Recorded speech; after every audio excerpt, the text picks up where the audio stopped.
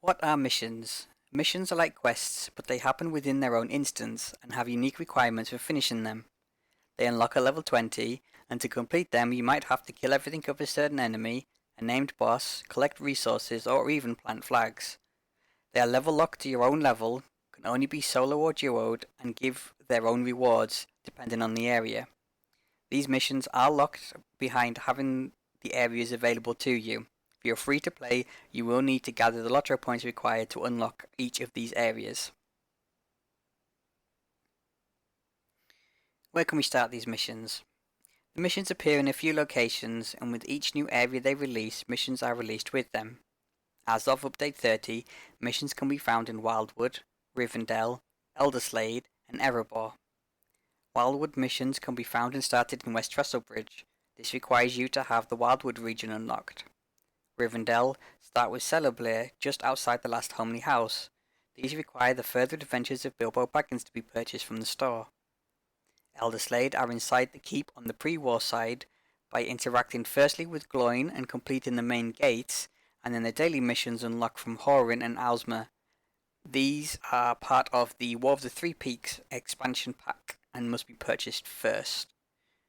And the Erebor ones are found inside Akrazaha, but they require you to have the Azanulbiza region unlocked. How do I get there? You can find stable masses dotted around Middle-earth that will give you direct links to these areas, and each area has a stable to go to the others, except Rivendell for some reason. You can always just travel to Rivendell by stable if you have it unlocked. If you don't have it, you can go to Gandalf and the Prancing Pony at Bree, go all the way to the back and up the stairs to find his room. He gives you a quest that upon accepting, ports you to Rivendell. Just remember to cancel the quest afterwards if you want to use the shortcut again. But what do these missions give us? Each area has its own currency and rewards allowing purchase of different items, cosmetics, pets, and housing items. Bilbo's missions in Rivendell allow us to unlock a few things, but they also have barterable rings for every 10 levels starting at level 20. The Wildwood missions again allow us to unlock a few things.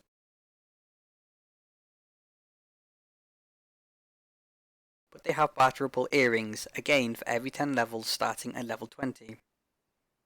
Moving on to Erebor, they have a few things to unlock, including a return to, and again, like the others, they have barterable braces, but they also sell gloves and leggings for every 10 levels starting at level 20.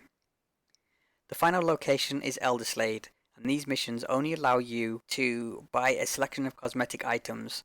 Unlike the other areas, though, every time you complete a mission you are given 5 motes of enchantment. 5 motes? Is that it? Well, there is more. If you go speak to Elof before doing any missions for the day, you can pick up missions for the cause, which after completing 3 missions rewards you with 42 motes.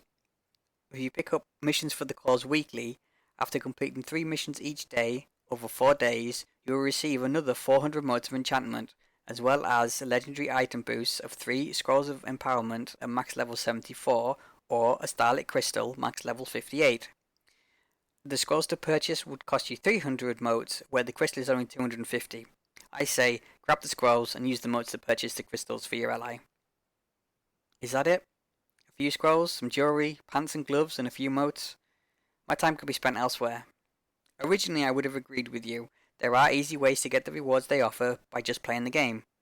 That was until they added 2 new wrappers. These are complete 15 missions, and the other is to complete 45 missions. Both of these reset at the same time every week, that's Thursday if you weren't aware, and can be completed within the week. I've done it. It's a big grind, but the rewards you earn are well worth it.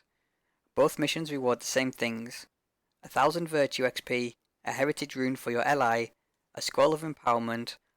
Below 130 it gives you 500 motes, and at 130 rewards you 500 embers, as well as your choice of a selection box: crafting materials, bonus legendary item boosts, or a character boost. The crafting materials give you 3 items: a crate of crafting materials which can be opened to retrieve materials for any profession, a crate of specialty crafting materials that allows you to choose between a rare crafting component selection box, a universal solvent, or universal optional crafting ingredient. Upon selecting the rare crafting component selection box, you can pick from the many different rare crafting materials for each level, including the option for an Ithilhan shard for 130 crafting, and the final item is a minor crafting guild token of esteem. The legendary item boosts give you 3 heritage runes and a crate of specialty legendary item rewards, which allows you to pick 3 scrolls of empowerment or a starlit crystal.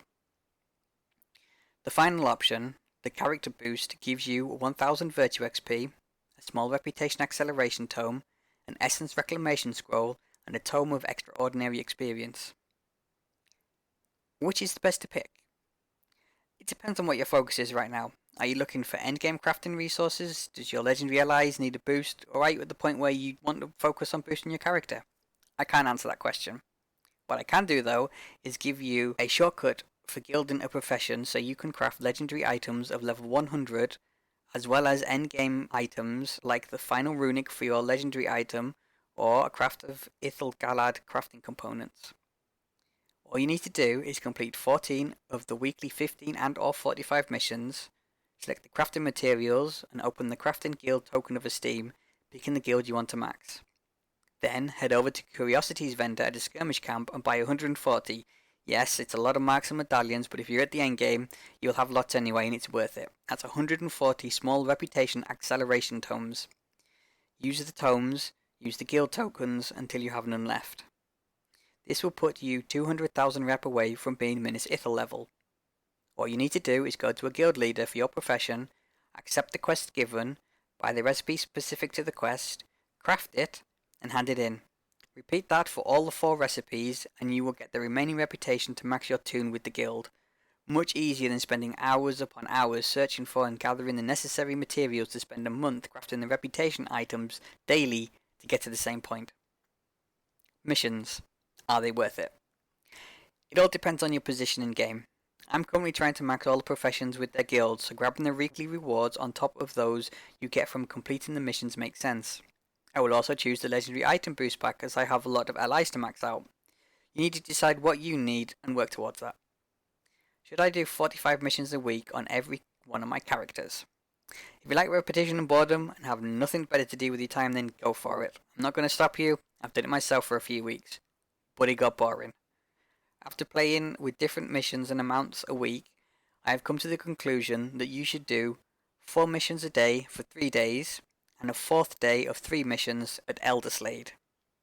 This will give you 15 missions of 5 motes, plus the 4 daily wrappers of 3 missions of give you 42 motes, as well as an extra 500 motes or embers, as well as 3 scrolls for completing the 4 for the week.